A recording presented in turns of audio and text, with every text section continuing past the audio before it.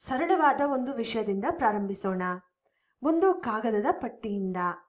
ಈ ಇಡೀ ಪಟ್ಟಿಯನ್ನ ಒಂದು ಪೂರ್ಣ ಏಕಮಾನ ಅಥವಾ ಒಂದು ಏಕಮಾನ ಅಂತ ಊಹೆ ಮಾಡ್ಕೊಳ್ಳಿ. ಹಾಗಾಗಿ ನಾವು ಒಂದು ಅಂತ ಹೇಳಿದಾಗ್ಲೆಲ್ಲ ಈ ಪೂರ್ಣ ಪಟ್ಟಿಯನ್ನೇ ಸೂಚಿಸ್ತಾ ಇದ್ದೇವೆ. ಈಗ ಈ ಪೂರ್ಣವನ್ನ ನಾವು ಭಾಗಗಳಾಗಿ ವಿಭಜಿಸೋಣ. ಏನಾಗುತ್ತೆ ಅಂತ ನೋಡೋಣ. ನಾನು ಈ ಪಟ್ಟಿಯನ್ನ 2 ಸಮಾನ ಭಾಗಗಳಾಗಿ ಮಡಿಸ್ತೇನೆ. ನೋಡಿ ಇದರ ಗಾತ್ರ ಹೇಗೆ ಬದಲಾಗುತ್ತೆ ಅಂತ.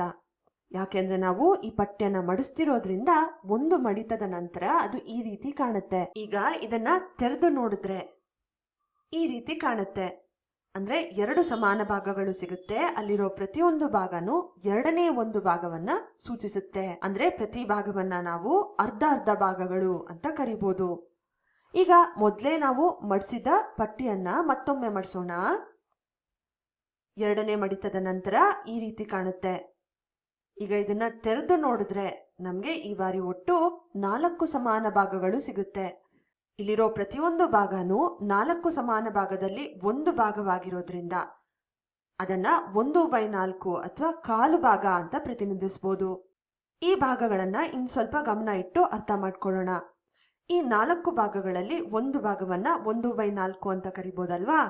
ಅದೇ ರೀತಿ ಇಂತಹ 2 ಭಾಗಗಳನ್ನ ತಗೊಂಡ್ರೆ ಅಂದ್ರೆ 1/4 + 1/4 2 ಬಾರಿ 1/4 ಅಂದ್ರೆ 2/4ಕ್ಕೆ ಸಮ.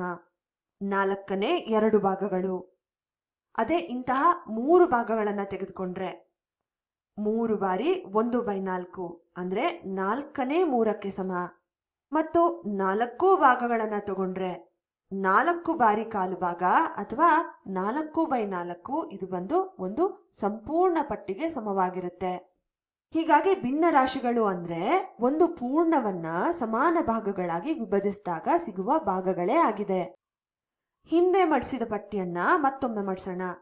3ನೇ ಮಡಿತದ ನಂತರ ಈ ರೀತಿ ಕಾಣುತ್ತೆ. ನೋಡ್ಬೋದು ಗಾತ್ರದಲ್ಲಿ ಎಷ್ಟು ಚಿಕ್ಕದಾಗಿದೆ ಅಲ್ವಾ? ಮತ್ತೆ ಇದನ್ನ ಬಿಚ್ಚಿ ನೋಡಿದಾಗ ಈ ಬಾರಿ 8 ಸಮಾನ ಭಾಗಗಳು ಸಿಗುತ್ತೆ. ಇಲ್ಲಿರೋ ಪ್ರತಿ ಭಾಗ 8 ಸಮಾನ ಭಾಗದಲ್ಲಿ ಒಂದು ಭಾಗವಾಗಿರೋದ್ರಿಂದ ಅದನ್ನ 8ನೇ 1 ಅಥವಾ 1/8 ಅಂತ ಪ್ರತಿನಿಧಿಸಬಹುದು. ಇಂತಹ 2 ಭಾಗಗಳನ್ನ ತಗೊಂಡ್ರೆ 2 ಬಾರಿ 1/8 ಅಂದ್ರೆ 2/8ಕ್ಕೆ ಸಮ. ಇಂತಹ 3 ಸಮಾನ ಭಾಗಗಳನ್ನ ತಗೊಂಡ್ರೆ 3 ಬಾರಿ 1/8 ಇದು ಬಂದು 3/8ಕ್ಕೆ ಸಮ. ಅದೇ ಇಂತಹ 4 ಸಮಾನ ಭಾಗಗಳನ್ನ ತಗೊಂಡ್ರೆ 4 ಬಾರಿ 1/8 ಅಥವಾ 4/8ಕ್ಕೆ ಸಮ.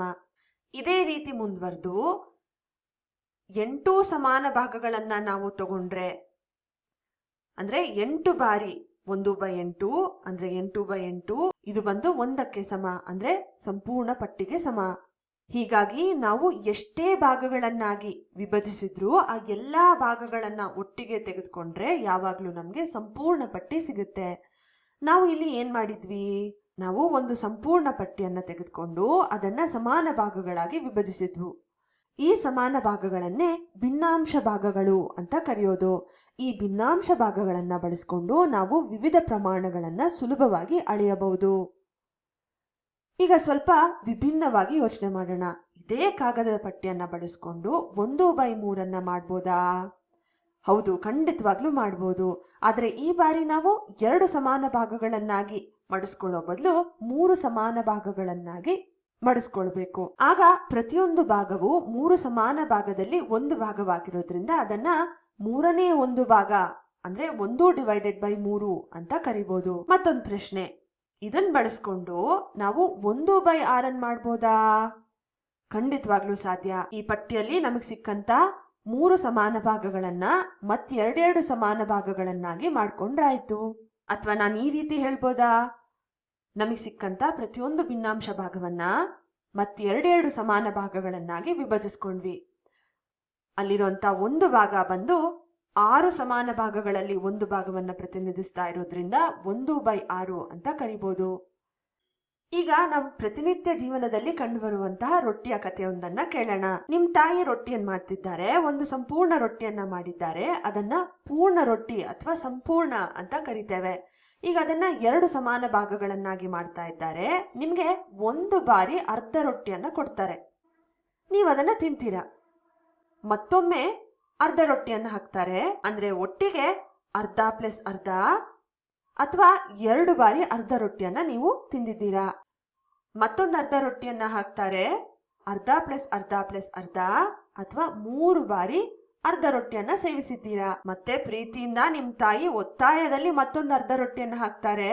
ಅಂದ್ರೆ ಅರ್ಧ ಪ್ಲಸ್ ಅರ್ಧ ಪ್ಲಸ್ ಅರ್ಧ ಅಥವಾ 4 ಬಾರಿ ಅರ್ಧ ರೊಟ್ಟಿ. ಇದೇ ವಿಧಾನವನ್ನ 1/4ಕ್ಕೂ ಬಳಸೋಣ. ಒಂದು ಪೂರ್ಣ ರೊಟ್ಟಿಯನ್ನ 4 ಸಮಾನ ಭಾಗಗಳನ್ನಾಗಿ ಮಾಡಿ ಅದರಲ್ಲಿರುವಂತಹ ಒಂದು ಭಾಗವನ್ನ ನಾವು ಕಾಲ್ ಭಾಗ ಅಥವಾ 4ನೇ 1 ಅಂತ ಕರಿತೇವೆ. ಇದನ್ನ ನಾವು 1 ಬಾರಿ ಕಾಲು ಅಂತ ಹೇಳಿದ್ರು ತಪ್ಪಾಗೋದಿಲ್ಲ.